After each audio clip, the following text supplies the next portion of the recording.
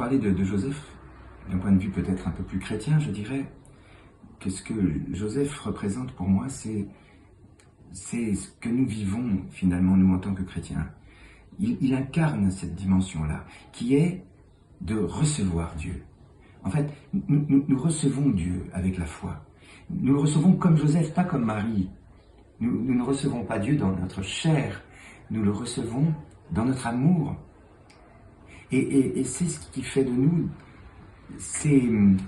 je dirais, ces réceptacles de l'émotion divine. Joseph, c'est le réceptacle de l'émotion divine. Lui, il vit cette relation à travers Marie. Et quelque part, j'ai l'impression, moi j'ai le sentiment que c'est ce que vivent tous les chrétiens.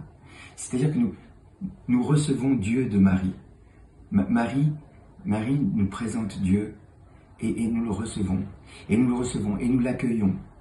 Et nous nous tournons vers lui comme un père se tourne vers son enfant. C'est-à-dire d'abord comme une sorte de tuteur, puisque lorsque nous venons à la foi, on est les tuteurs de nous-mêmes, on est nos propres tuteurs, on s'élève vers Dieu. Et puis ensuite, l'enfant devient le père, et nos enfants deviennent nos parents. Il y a un moment dans notre vie, à nous tous, parents, où les enfants deviennent nos parents et nous disent « Oh mais papa, franchement, qu'est-ce qui te prend, qu'est-ce que tu fais ?» Enfin, la relation s'inverse.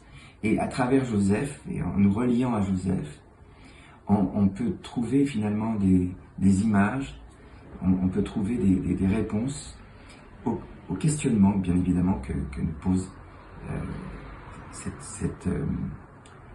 cette réception de l'énergie divine.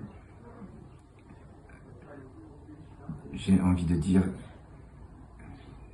et donc en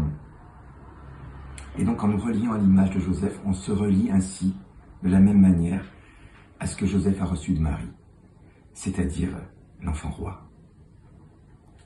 Donc merci Joseph, finalement, de faire aussi de nous tes enfants sur ce chemin. C'est ce que j'ai voulu dire à Joseph en lui écrivant ce livre.